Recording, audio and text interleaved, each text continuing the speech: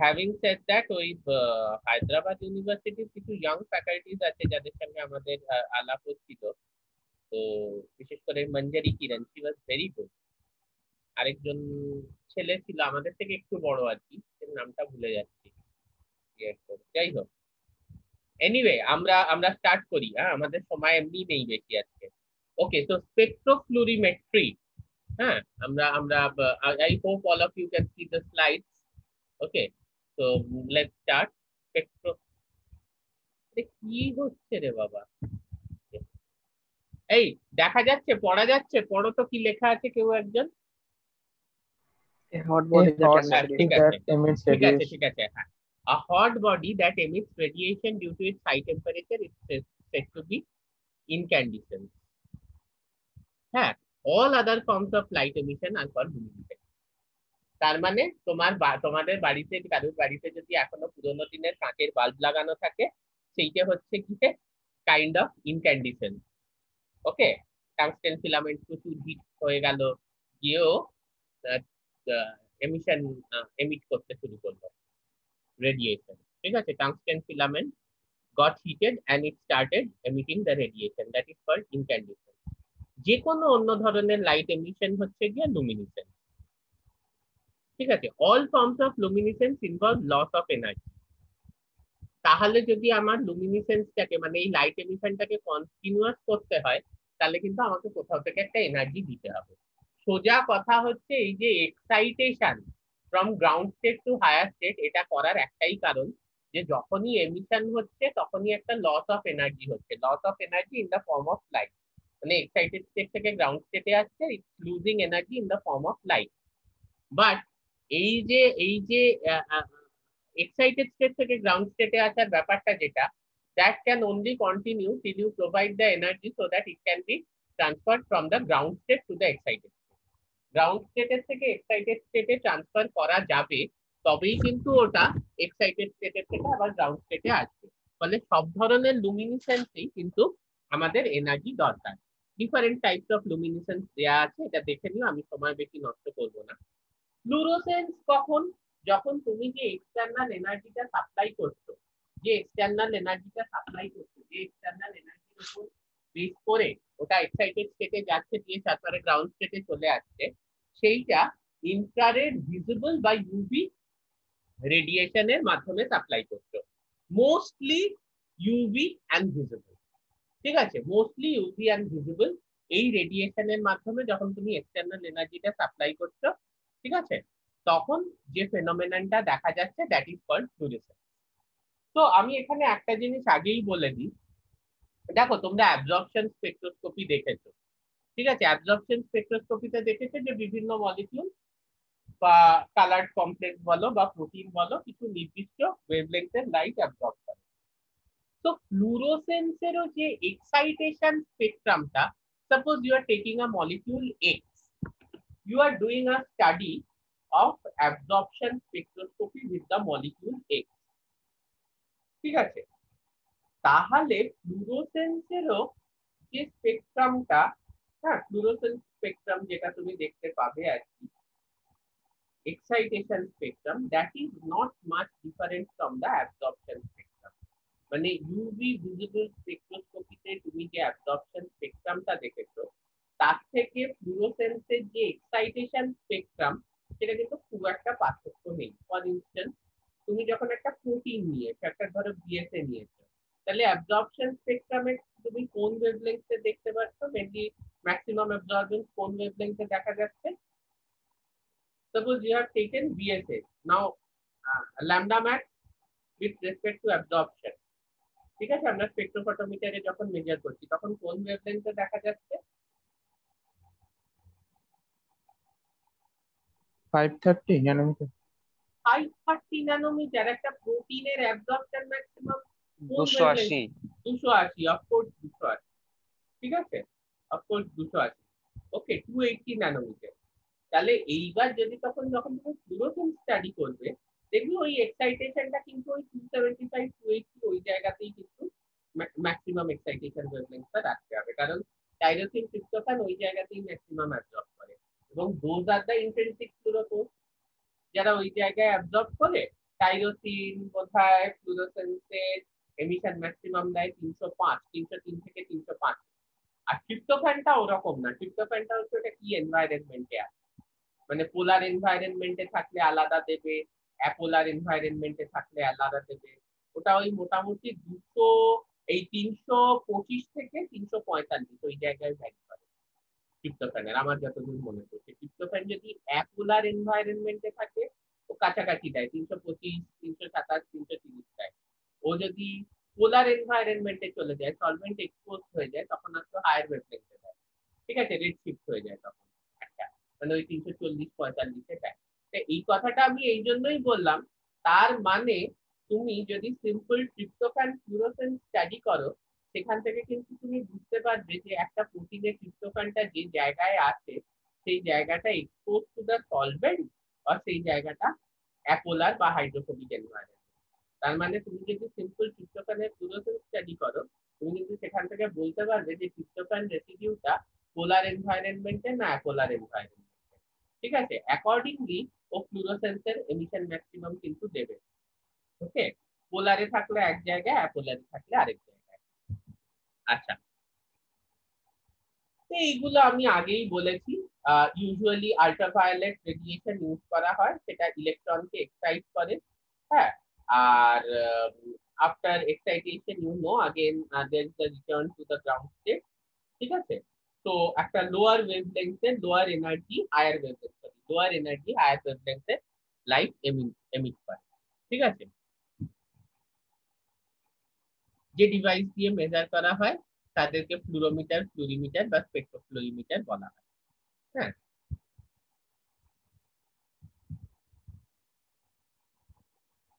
দেখো ফ্লুরোসেন্সের এইটা খুব একটা লাস্ট লাইনটা সুন্দর, হাই সেন্সিটিভিটি। ফ্লুরোসেন্স কিন্তু খুব হাইলি সেন্সিটিভ, মানে মিনিমাম অ্যামাউন্ট অফ মলিকিউল যদি ফ্লুরোস করে সেটা কিন্তু ডিটেক্ট করা যায় খুব তাড়াতাড়ি, এই স্টাডিটা করা যায়। মানে দেখো একটা জিনিসের 3 ডাইমেনশনাল স্ট্রাকচারের ব্যাপারে ইনফরমেশন দিচ্ছে একটা টেকনিক, অথচ এত ইজিলি এত স্পিডে করা যায়, এটা ফ্লুরোসেন্স আর সার্কুলার ডাইক্রোইজম, এই দুটো স্পেকট্রোস্কোপি, ফ্লুরোসেন্স স্পেকট্রোস্কোপি আর সার্কুলার ডাইক্রোইজম স্পেকট্রোস্কোপি, এই দুটো স্পেকট্রোস্কোপি বাদ দিলে কোনো টেকনিক নেই যেটা এই স্পিডে কিন্তু করা যায়। যে জাস্ট তুমি স্যাম্পলটা নিয়ে গিয়ে কিউবেটে বসালে, it's like the absorption spectroscopy, and তুমি রেজাল্ট পেয়ে যাচ্ছ এত ইজিলি কিন্তু কোথাও, মানে ফ্লুরোসেন্স দিয়ে কিন্তু প্রচুর কাজ করা যায়। ওই যে সেদিন সুপ্রতিমদার সেমিনারে সুপ্রতিমদা বলছিল না অ্যানাইসোট্রপি করেছে, কিচ্ছু না, আমি আজকে তোমাদের টেকনিকটা বোঝাবো। That's a very easy technique, যেটা থেকে কিন্তু খুব easily shape of the molecule plus complex formation between two molecules, এগুলো সব কিন্তু স্টাডি করা যায়। ওকে, আচ্ছা, এইটা তো জ্যাবলনস্কি ডায়াগ্রাম যেটা আমি তোমাদের বোঝালাম। হ্যাঁ, ফ্লুরোসেন্স স্পেকট্রোস্কোপি কিন্তু মেনলি একটা মলিকিউলের ইলেকট্রনিক ভাইব্রেশনাল স্টেটের উপর নির্ভর করে। ঠিক আছে, ফ্লুরোসেন্স স্পেকট্রোস্কোপি কিন্তু মেনলি একটা মলিকিউলের ইলেকট্রনিক ভাইব্রেশনাল স্টেটের উপর নির্ভর করে। নিশ্চয়ই তোমাদের এইটা মনে আছে। তাহলে প্রত্যেকটা ইলেকট্রনিক স্টেটের মধ্যে অনেকগুলো ভাইব্রেশনাল স্টেট থাকে। ও এক্সাইটেড স্টেটে গিয়ে ও কি হবে, ও সেই এক্সাইটেড স্টেটের যে লোয়েস্ট ভাইব্রেশনাল স্টেট আছে সেই ভাইব্রেশনাল স্টেটের থেকে জাম্প করবে। কোথায় জাম্প করবে আমাকে বলো একটু, কোথায় জাম্প করবে? লোয়ার এক্সাইটেড স্টেটে, গ্রাউন্ড স্টেটে। গ্রাউন্ড স্টেটে জাম্প করবে। গ্রাউন্ড স্টেটেও এবার ডিফারেন্ট ভাইব্রেশনাল লেভেল আছে, তাই তো? তার মধ্যে কোন ভাইব্রেশনাল লেভেলে জাম্প করবে হাই ভাইব্রেশন লেভেল। বলো? সেটা এবার ওই হাইয়েস্ট। সেটা ওই হ্যাঁ বলো বলো, একজন বলো। হ্যাঁ, সেটা ইলেকট্রনটা এক্সাইটেড স্টেটে গিয়ে তার এনার্জি লেভেল কেমন আছে তার উপর ডিপেন্ড করছে, মানে তার এনার্জি এক্সাইটেড লেভেলের সঙ্গে। স্টেটে গিয়ে ও সবসময় রিল্যাক্সেশন হয়ে হয়ে, হ্যাঁ, ভাইব্রেশনাল রিল্যাক্সেশন হয়ে হয়ে হয়ে হয়ে লোয়েস্ট যে ভাইব্রেশনাল এনার্জি লেভেল আছে তাতে আসবে, সেখানে এসে তারপরও জাম্প করবে। ঠিক আছে, তারপরও জাম্প করবে, এটা মানতে হবে যে এক্সাইটেড স্টেটের লোয়েস্ট ভাইব্রেশনাল লেভেলে আগেও আসবে। তারপর ফার্স্ট এক্সাইটেড স্টেটের S1 মানে সিংলেট, ফার্স্ট সিংলেট স্টেটের লোয়েস্ট ভাইব্রেশনাল লেভেলে আসবে। এটা হচ্ছে গিয়ে কি জানো তো, খুব উঁচু দেয়াল থেকে যখন আমরা জাম্প করি আমরা কি করি, পাটাকে যতটা সম্ভব মাটির কাছে নিয়ে যাই, দেয়ালটার উপর বসি, বসে পাটাকে নামাই নামাই নামাই, যতটা সম্ভব স্ট্রেচ করা, ম্যাক্সিমাম পাটাকে মাটির কাছে নিয়ে যাই। কেন, যত আমরা মাটির কাছ থেকে জাম্প দেবো তত স্টেবল এবং তত পায়ে কম লাগবে, এই দুটো জিনিসের জন্য। তো বেসিক্যালি ও কিন্তু যে ফার্স্ট সিংলেট স্টেটের সেটা লোয়েস্ট ভাইব্রেশনাল এনার্জি লেভেলে আসবে, এসে তারপর কিন্তু ও জাম্প করবে গিয়ে হচ্ছে গ্রাউন্ড স্টেটে। ঠিক বলছি তো? আমি জিজ্ঞেস করছি ও গ্রাউন্ড স্টেটের কোন লেভেলটায় জাম্প করবে? গ্রাউন্ড স্টেটের হায়ার যে ভাইব্রেশনাল লেভেল ওইখানটায় জাম্প করবে। আর কারণ কোনো উত্তর?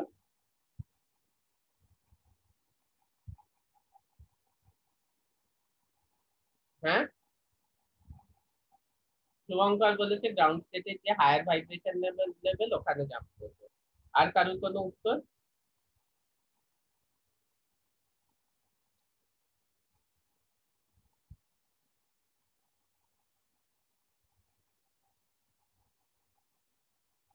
সায়ন, সায়ন বিশ্বাস, সায়ন দাস বলো।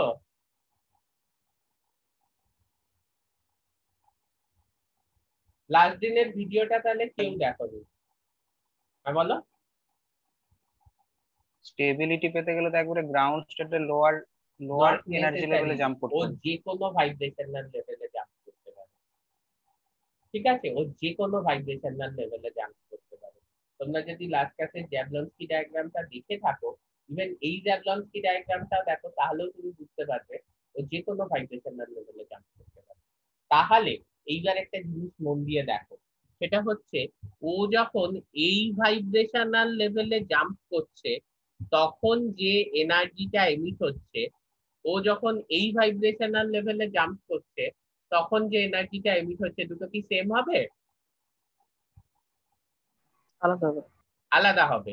যে ভাইব্রেশনাল লেভেলে জাম্প করছে সেই ভাইব্রেশনাল লেভেলের অ্যাকর্ডিংলি এনার্জিও এমিট করবে। তাহলে একটা জিনিস বোঝো, যে এই যে ডিফারেন্ট এনার্জি এমিট করা মানে কি,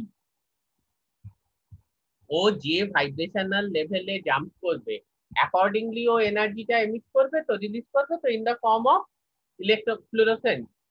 ঠিক আছে, what is fluorescence? In the form of electromagnetic radiation ও এমিট করবে। তাহলে যে ভাইব্রেশনাল লেভেলটায় ও জাম্প করছে অ্যাকর্ডিংলি কিন্তু আমরা ফ্লুরোসেন্সের যে এমিশন স্পেকট্রাম তার ওয়েভলেংথ, তার ম্যাক্সিমাম ওয়েভলেংথ পাবো। তো ও যে ভাইব্রেশনাল লেভেলে জাম্প করছে অ্যাকর্ডিংলি ও এনার্জি রিলিজ করছে, এবং যে এমিশন স্পেকট্রামটা সেটা কিন্তু অ্যাকর্ডিংলি হবে।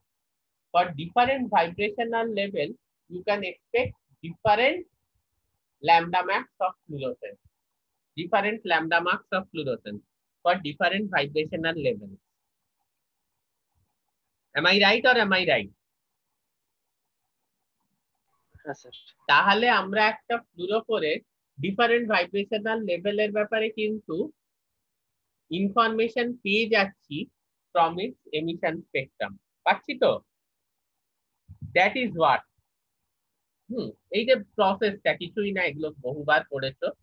By absorbing a photon of light from its ground electronic state to one of the various vibrational state in the excited electronic level. By the way, তোমরা জানো এই যে স্লাইড গুলো আমি দেখাচ্ছি এগুলো কার বানানো স্লাইড? ইন্ডিয়ার এই মুহূর্তে যিনি ফ্লুরোসেন্স স্পেকট্রোস্কোপি সব থেকে বড় সায়েন্টিস্ট, তার নাম হচ্ছে জি সুরেশ কুমার, আমার স্যার ছিলেন। আমি যখন ফ্লুরোসেন্স স্পেকট্রোস্কোপি ওনার কাছে পড়তাম, ওনার কাছে স্লাইড গুলো চেয়েছিলাম, উনি আমাকে দিয়েছেন। ঠিক আছে, তো সেই স্লাইড গুলো থেকেই আজকে আমি তোমাদেরকে পড়াচ্ছি।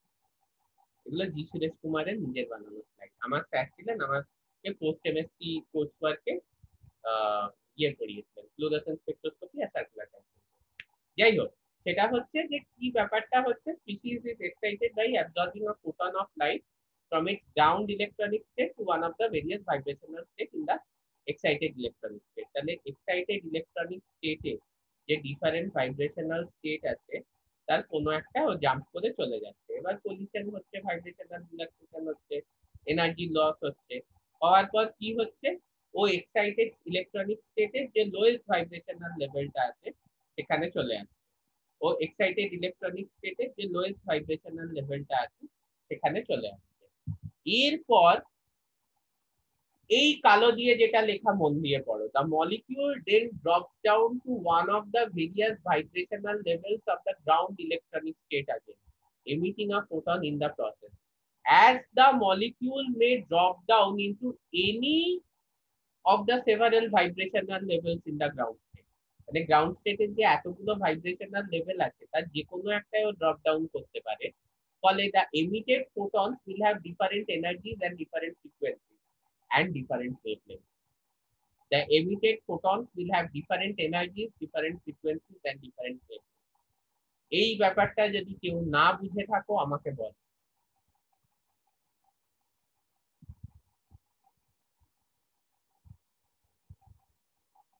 বোঝা গেল? হ্যাঁ স্যার বুঝেছি। ওকে।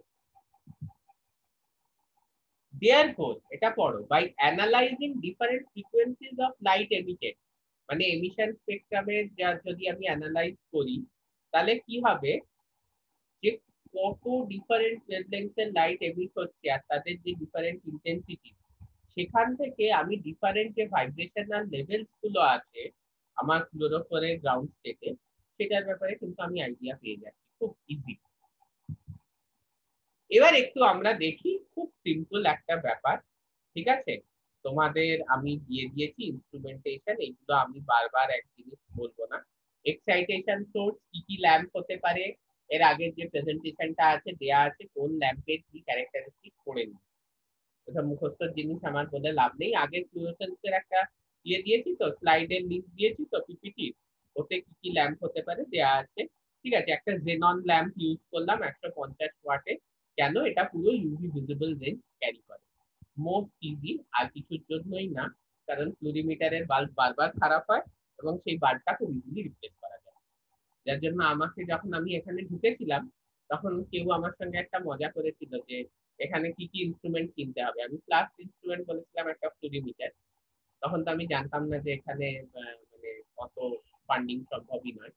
তো ফার্স্ট ইনস্ট্রুমেন্ট আমি বলেছিলাম একটা ফ্লুরিমিটার উইথ আ জেনন ল্যাম্প, আর কিছুর জন্য না।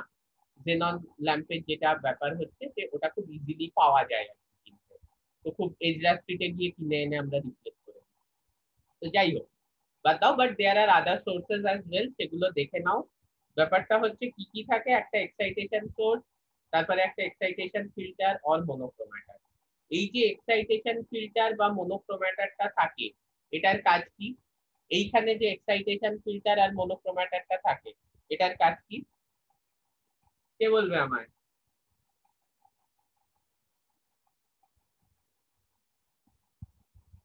যে কোনো একটা মানে পার্টিকুলার ওয়েভলেন্থ আমি স্যাম্পল অ্যাপ্লাই করতে চাইবো, সেটা দিয়ে করা হবে। আর যে সেকেন্ড মনোক্রোমাটারটা, ওখানে তো ফ্লুরোসেন্স অনেকগুলো স্পেকট্রামে হবে, তো আমি যেটা ম্যাক্স নিতে চাইবো সেটা সিলেক্ট করা হবে। হ্যাঁ, একদম ঠিক, ও যেটা বলেছে। তাহলে দুটো কি একসাথে আমরা ভ্যারি করাবো? এইটা তুমি বলছো যে এখানে একটা ওয়েভলেংথ, এখানে একটা ওয়েভলেংথ, আমি যখন স্পেকট্রাম নিচ্ছি, ফ্লুরোসেন্সের তো আমরা স্পেকট্রাম নিই। হ্যাঁ, দেখো একটা জিনিস বোঝো, তুমি 280 ন্যানোমিটারে কতটা প্রোটিন অ্যাবজর্ব করছে সেটা কিউভেটে বসিয়ে দেখবে। তুমি 535 ন্যানোমিটারে কতটা তোমার ওই কিসব মিশিয়ে টিশিয়ে লাল লাইট অ্যাবজর্ব করছে সেটা তুমি দেখবে। ঠিক আছে, ওই গ্লুকোজের যে টেস্টটা করা হয়, ঠিক আছে, ডিএনএস দিয়ে, তো সেটা রিডিউস যখন হবে, তখন রিডিউস হওয়ার পরে আর কি, কি যখন দুটো নাইট্রো গ্রুপ অ্যামিনোতে কনভার্ট হবে তখন যে রেড কালারটা দেবে সেটা কতটা অ্যাবজর্ব করছে ওই 535 দেখলে। ব্রোমোক্রেসল গ্রিন কতটা অ্যাবজর্ব করছে তুমি 615 দেখলে। বাট এই ক্ষেত্রে কিন্তু আমরা স্পেকট্রাম চাই। স্পেকট্রাম মানে হচ্ছে যে আমি আমার 500 ন্যানোমিটার থেকে 700 ন্যানোমিটার পুরো স্পেকট্রাম নিলাম, বা 400 ন্যানোমিটার থেকে 750 ন্যানোমিটার পুরো স্পেকট্রাম নিলাম। এই রেঞ্জের কোন ওয়েভলেন্থে কিরকম এমিশন হচ্ছে আমি প্রত্যেকটা স্টাডি করব। তাহলে ও যেটা বললো যে এই ব্যাপারটা তোমরা সবাই জানো যে এক্সাইটেশন হচ্ছে যে কোন ওয়েভলেংথে আলো আর কি ইলেকট্রোম্যাগনেটিক রেডিয়েশন অ্যাপ্লাই করা হচ্ছে স্যাম্পলে। আর এমিশন ফিল্টারের কাজ কি হচ্ছে না, যে এমিট করছে কোন ওয়েভলেংথের রেডিয়েশন ও এমিট করবে।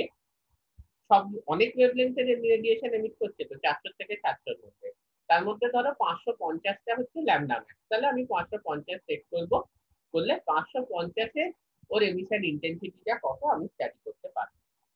এই ব্যাপারটা বোঝা গেল দেখি? এটা নিয়ে এখনো কারোর ডাউট আছে যে কিভাবে স্পেকট্রোস্কোপি কাজ করে?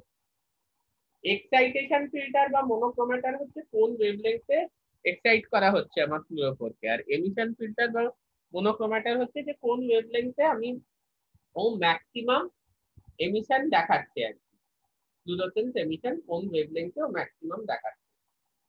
বোঝাতে পারলাম? আচ্ছা, এইবার দুটোকে কিন্তু একসাথে ভ্যারি করা।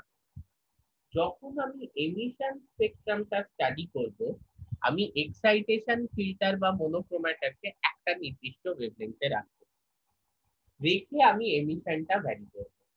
পুরো 400 থেকে 700 অব্দি আমি এমিশন ফিল্টারটাকে ভ্যারি করাবো, করিয়ে আমি বিভিন্ন ওয়েভলেংথে বিভিন্ন ফ্লুরোসেন্ট ইন্টেন্সিটি পেলাম। আবার বলছি, ঠিক আছে? এটা কি এটা সরানো যায় না? এই যে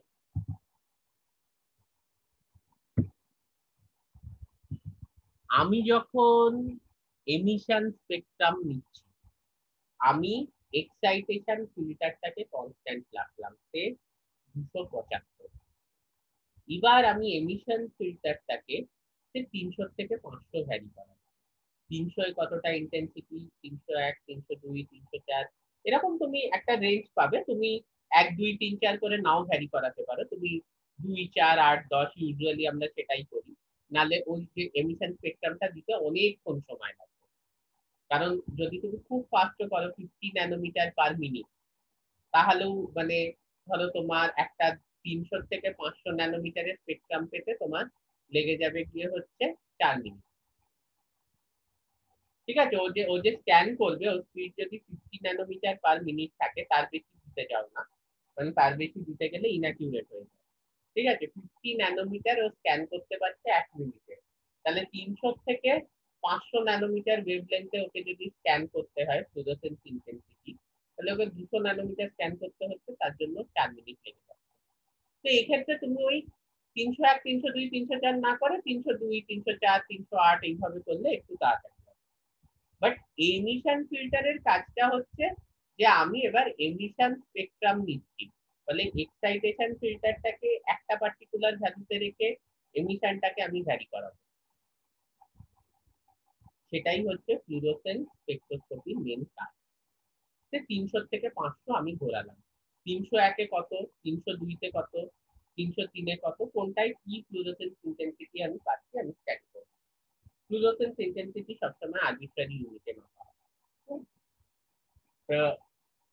কোনটায় কিরকম ফ্লুরোসেন্স ইন্টেন্সিটি পাচ্ছি আমি সেইটা স্টাডি করব। ক্লিয়ার হচ্ছে? এইটা হচ্ছে মেন কাজ অফ দ্য ফ্লুরোসেন্স স্পেকট্রোস্কোপি, যে এমিশন স্পেকট্রামটা নেওয়া of the fluorescence. At times we also take the excitation spectrum of fluorescence. তাহলে আমি যদি একটা ফ্লুরোফোরের এক্সাইটেশন স্পেকট্রাম নিতে যাই, তখন আমি কি করব?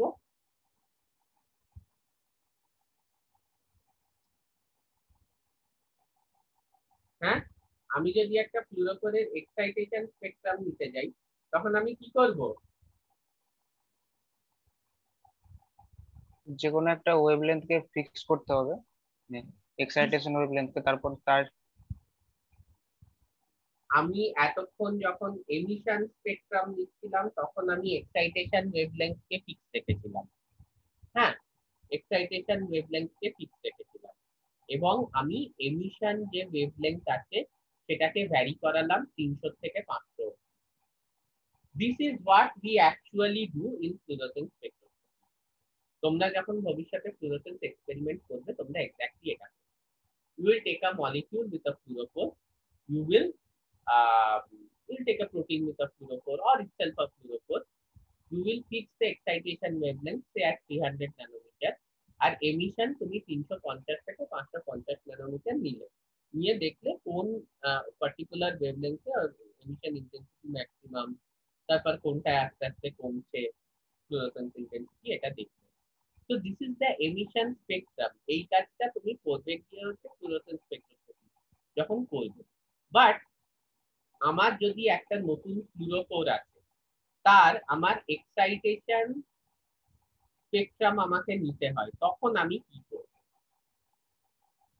আমাকে যদি তার এমিশন ওয়েভলেন্থটাকে একটা ফিক্স রাখতে হবে, আর এক্সাইটেশন যে ওয়েভলেন্থ দিচ্ছি সেটা একটা রেঞ্জে দিতে হবে তাহলে। এক্স্যাক্টলি, তখন আমাকে এমিশন ওয়েভলেংথটা ফিক্স রাখতে হবে। ওকে, তখন আমাকে এমিশন ওয়েভলেংথটা ফিক্স রাখতে হবে আর এক্সাইটেশন ওয়েভলেংথটাকে আমি ভ্যারি করাবো।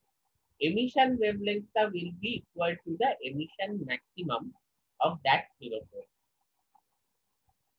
Say for tyrosine it will be 305 nanometer. For tyrosine it will be 305 nanometer. এইখানে আমি এমিশন ওয়েভলেংথটাকে ফিক্স করলাম, কিন্তু টাইরোসিনের এক্সাইটেশন ম্যাক্সটা কত আমি শিওর নই, কারণ এটা ধরে নাও একটা নতুন ফ্লুরোফোর। তখন আমি এক্সাইটেশনটা নিলাম সে হচ্ছে তোমার 200 থেকে 305 and we will study যে কোন ওয়েভলেংথে ও ম্যাক্সিমাম এক্সাইটেশন দেখাচ্ছে। বোঝাতে পারছি আমি এমিশন স্পেকট্রাম আর এক্সাইটেশন স্পেকট্রামের ডিফারেন্সটা? বুঝতে না পারলে বলো কিন্তু। আচ্ছা, ভেরি গুড, তাহলে বুঝতে পারলে তো খুব ভালো।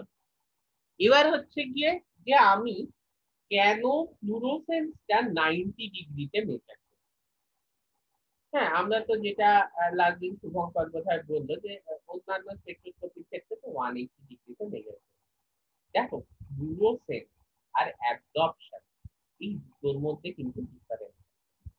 ঠিক আছে, ফ্লুরোসেন্সে একটা লাইট এমিট হচ্ছে, এমিটটা কিন্তু চতুর্দিকে হচ্ছে। আই হোপ যে তোমরা আগের যে স্লাইড গুলো পিপিটিতে আমি দিয়েছি সেটা তোমরা দেখেছো, এমিটটা কিন্তু চতুর্দিকে হচ্ছে, মানে এই যে স্যাম্পলটা আছে এর চারদিকে এমিট হচ্ছে। তো এইরকম কোনো ব্যাপার নয় যে তুমি যদি 180 ডিগ্রিতে রাখো তুমি ফ্লুরোসেন্স ডিটেক্ট করতে পারবে না। তুমি এই কোণাতে রাখলেও পারবে ডিটেক্টর, এই কোণাতে রাখলেও পারবে, তুমি এই কোণাতে রাখলেও পারবে। তোমার যেদিক থেকে লাইটটা আসছে সরি সেই দিকে যদি তুমি রেখে দাও তাহলেও পারবে। this window move it, যেদিক থেকে লাইটটা আসছে তুমি যদি সেই দিকে ডিটেক্টর রেখে দাও তাহলেও তুমি পারবে, কারণ ফ্লুরোসেন্স হচ্ছে একটা জিনিস যেটা কিন্তু চারদিকে তোমার এমিট হচ্ছে। কিন্তু আমরা 90 ডিগ্রিতে এই জন্য মাপছি কারণ তোমাকে একটা জিনিস বুঝতে হবে, 180 ডিগ্রিতে কিন্তু তোমার ট্রান্সমিটেড এক্সাইটেশন লাইটও আছে। মানে আমি যদি এইখানে ডিটেক্টরটাকে রাখতাম তাহলে এই যে লাইটটা যেটা এক্সাইট করার চেষ্টা করছে কিন্তু নট নেসেসারিলি এটা সব ফ্লুরোফোর মলিকিউলকে হিট করবে, এই লাইটটা এক্সাইট করার চেষ্টা করছে কিন্তু এটা নট নেসেসারিলি সব ফ্লুরোফোর মলিকিউলকে হিট করবে, এটা এমনি পাসও করে চলে যাবে।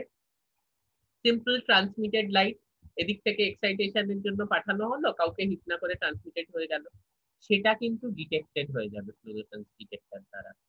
আর কি হবে, স্ট্রে লাইট, স্ট্রে লাইটও কিন্তু এদিক থেকে অনেক বেশি আসছে, ফলে অনেক বেশি পাওয়া যাবে।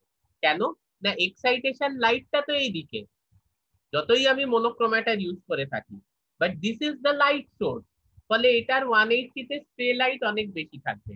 90 তে কি স্ট্রে লাইট থাকবে, একমাত্র যে লাইটটা স্ক্যাটার করবে তোমার স্যাম্পল, যে লাইটটা তোমার স্যাম্পল স্ক্যাটার করবে সেই বাদে কিন্তু কোনো স্ট্রে লাইট থাকবে না 90 ডিগ্রিতে।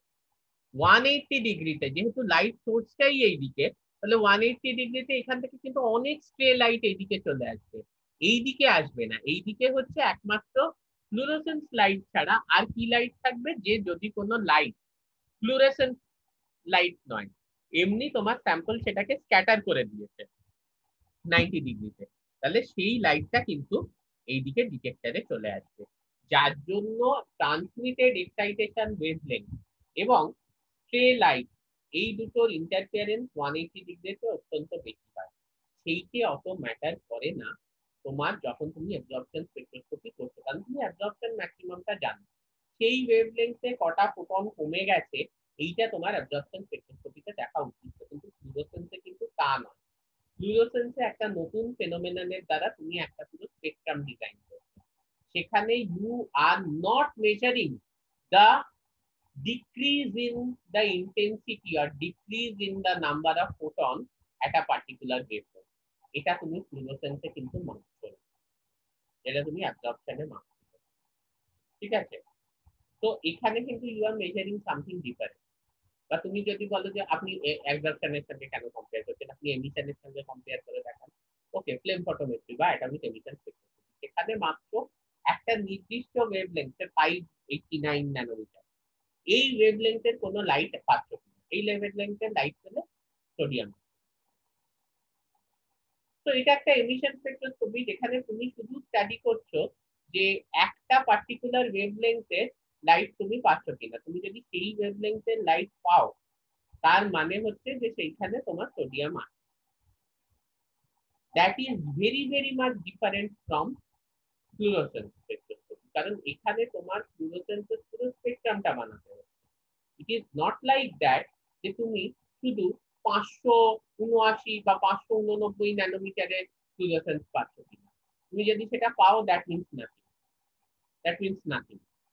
ওকে, so here we are more interested about the spectrum. Obviously we are interested about the fluorescence maximum in our study, but this is quite different from other emission spectroscopy. তাহলে এই ব্যাপারটা বোঝা গেল যে কেন এটা 90 ডিগ্রিতে মেজার করা হচ্ছে। This is the last thing I am saying today, কারণ টাইম শেষ হয়ে আসছে। ফ্লুরোসেন্স অ্যানাইসোট্রপিটা আজ পড়ানো যাবে না। হ্যাঁ বলো। স্যার আমার তো একটা মনোক্রোম্যাটর থাকছেই, তাহলে এবার স্ট্রে লাইট হোক বা ট্রান্সমিটেড যে লাইট হোক সেটা তো ম্যাটার করছে না, কারণ আমি যে ওয়েভলেন্থের লাইট আমি দেখতে চাই। না, এইটা থিওরিটিক্যালি ঠিক আছে, ঠিক আছে, তোমার যে মনোক্রোম্যাটারটা থাকছে সেটা থিওরিটিক্যালি পারলেও প্র্যাকটিক্যালি পুরো স্ট্রে লাইট কখনোই ডিপেন্ড করতে পারে না। তার একটা কারণ হচ্ছে যে তোমার যে স্ট্রে লাইট আছে সেটাও তো মনোক্রোম্যাটারে স্লিট দিয়ে পাস করতে পারে। ধরো তোমার একটা মনোক্রোম্যাটার আছে, সেটা একটা স্পেসিফিক ওয়েভলেন্থ বা খুব ন্যারো একটা রেঞ্জ অফ ওয়েভলেন্থকে পাস করতে দিচ্ছে, তো তোমার স্ট্রে লাইটে সেই ওয়েভলেন্থটা নেই, এটা তোমাকে বলতে। তোমার যে স্ট্রে লাইটটা আছে তাতে সেই ওয়েভলেন্থটা নেই, এটা তোমাকে কেউ বলেছে? হ্যাঁ, না তা বলে। হ্যাঁ, তাহলে সেই স্ট্রে লাইটে সেই ওয়েভলেন্থটা তো পাস হবেই। আর দেখো এইগুলো তো সেন্সিটিভিটির খেলা, এটা তো এইরকম নয় যে মানে ঠিক আছে 90% ওই 10% এই হলেও চলবে না। এখানে 10% একটা বিশাল বড় ব্যাপার। এখানে যদি তোমার 1%, এখানে এত সেন্সিটিভ ডিটেক্টর, এখানে যদি 1%ও কিছু দেখা যায় সেটাও ভালো মতো ডিটেক্টেড হয়ে যাবে। তো তোমার যদি স্প্রে লাইটটা পাস করে that will be detected easily, কারণ মনোক্রোমাটার থাকুক, তারপর তোমার মানে নিকল ফিউশন থাকুক, মানে প্লেন পোলারাইজার থাকুক, কিছু স্প্রে লাইট তোমার পাস করবে। Okay, is it okay? Is that okay? আর কারোর কোনো Yes, sir. কোয়েশ্চেন? যে কোনো কেসে স্প্রে লাইট যদি তোমাকে কমাতে হয়, don't measure at 1, always measure at 90. Okay, so less than 1 minute. আজকে আর কিছু না থাকলে, আজকে কম টাইমই হলো class, but we and here, কিছু করার নেই। আর একদিনে আমার কমপ্লিট হয়ে যাবে। Please stop here.